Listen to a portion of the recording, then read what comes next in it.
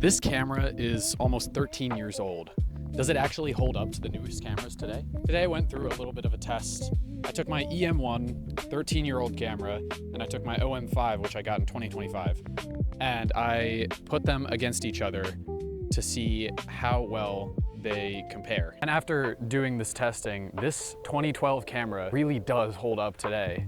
So this is more of a kit comparison than anything. I have two different lenses on each camera.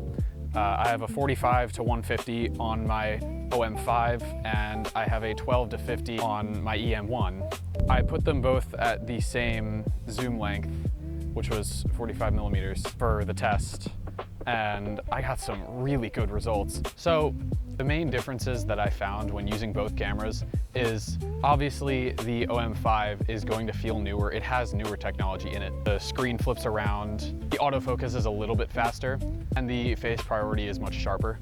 But for the price of this camera, it holds up amazingly well against it.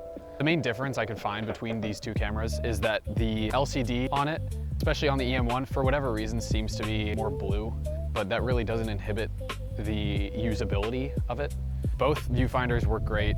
There's not really much of a comparison there. And if I'm being honest, the EM1 is more comfortable to shoot with.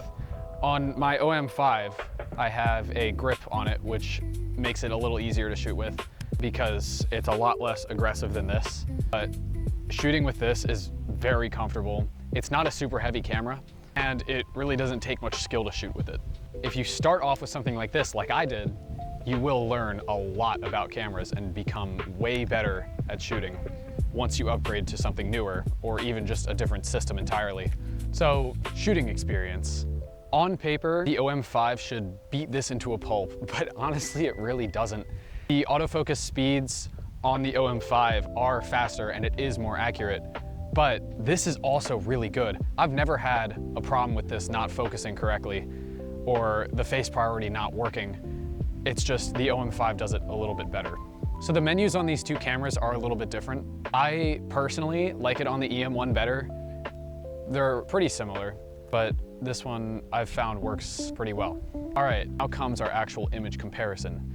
So I went to the Valley Forge Memorial Arch and I took the same exact photos on the same exact settings on both cameras, and I'll let you be the judge of how they turned out, but they are remarkably similar for the price difference in these two cameras, which I will reveal in the end. The OM5 image file gave me a little more to work with in the editing software, but the EM1 still held up remarkably well in that front. Now, the stabilization on Olympus and OM is renowned. It is known to be some of the best in the industry. And for this camera, honestly, I'd say that the image stabilization is a bit sharper than the OM5. I found it to react faster and it kept the image more still for longer. But the OM5 has more options for that. Now, another difference that you'd notice after looking at the photos is the crop factor. So this is 16 megapixels. My OM5 is 20 megapixels. So it's not a huge jump, but it does make quite a difference. You could take a photo and crop it quite far. And speaking of megapixels, the OM5 also has a feature with handheld high-res shots and also tripod high-res shots, where if you hold it there for a couple seconds, it'll take up to an 80 megapixel picture, which this doesn't have. But also, you don't really need that to get started. It's just a useful feature that could be used in some scenarios. Personally, I haven't used it that much. I want to use it more in the future, but you don't need 80 megapixel pictures for something to look good.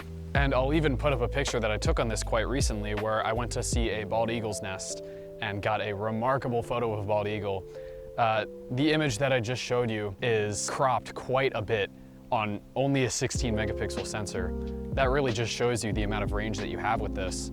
You don't need 20 megapixels to be able to crop good. Depending on where you find it and the condition of it, the EM1 costs a fraction of what the OM5 costs, which is the biggest comparison here. The amount of value you're getting out of this camera for the price is amazing. Of course, the OM5 is the better camera overall, but this was not about the OM5, this is about the EM1. This camera is 12 years old and still holds up against a 1-year-old camera.